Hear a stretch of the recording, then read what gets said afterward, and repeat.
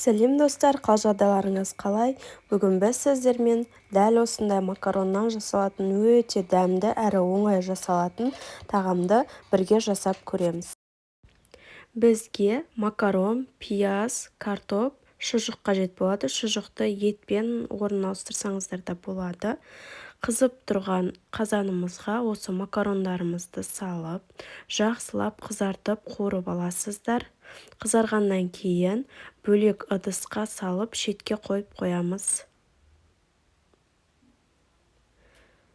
Қазанымызға майымызды құямыз. Майымызды кішкене көптеу етіп құямыз. Үстіне пиязымызды салып жақсылап қуырып алатын боламыз.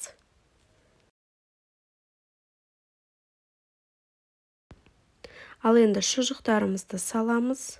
Үстінен картопымызды саламыз. Картопымызды жартылай пісіріп, осы отта қуырып алатын боламыз.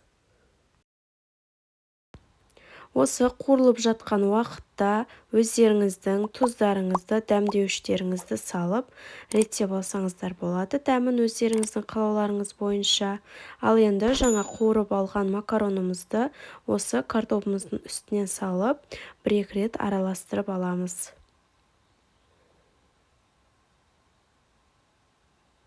Ал енді жылы суымызды осы қазанға құямыз.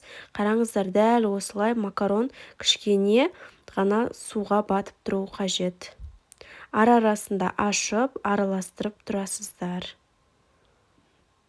Ал егерде макарон, картоптарыңыз пісіп, суларыңыз тартылмай жататын болса, қазанның бетін кішкене ашып қойып, жай отта қайнатып алсаңыздар, сонда суларыңыз тез тартылатын болады.